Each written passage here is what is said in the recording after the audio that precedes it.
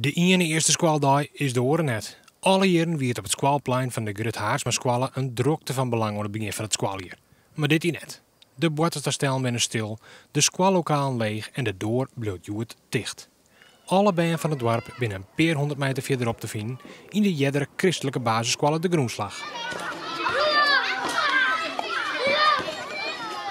De beide scholen gaan van Juwet uit te gerren verder onder de naam De Diamant. Los van elkaar wie net langer te dwaan. Dan zouden we qua aantal leerlingen het beide hele kleine scholen worden. En dat had nog wel bestaansrecht gehad de eerste jaren. Maar je snapt dat je dan wel hele rare combinatiegroepen krijgt. En we hadden nu bijvoorbeeld al op een van de scholen de combinatie 1, 2 en 3. En ja, het wordt gewoon veel lastiger te organiseren allemaal. En dus is het samen druk op het schoolplein. De Diamant is een school met meer dan 160 bijen en dat is te vernemen, vinden de bijen. Ja, dat klopt. We hadden ook een stuk of wat meer bijen. En ja, nou, dat is wel leuk.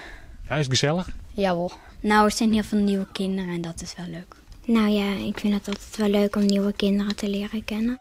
Om romte te bieden alle bijen binnen aan de achterkant van het oude schoolgebouw nieuw tijdelijk lokaal bouwt. Die bleven steen onder in 2009 een echt nieuw schoolgebouw komt.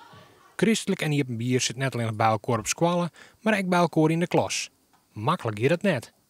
Nou, je zult begrijpen dat soms bepaalde groepen wel hadden van nou, we doen wel heel veel water bij de wijn.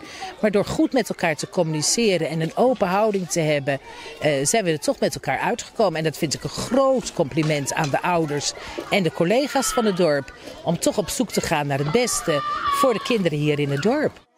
Opraten is dat er hoe dan ook rond te bloot voor het christelijk verhaal. Maar dat ben je net vast mooi hoort te doen. En dat betekent dat de groepen zo nou en dan nog splitst worden.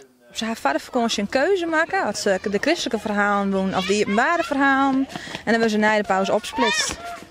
Oké, dat is niet ingewikkeld. Ja, het is te organiseren. De band liet het net het meest uit te maken.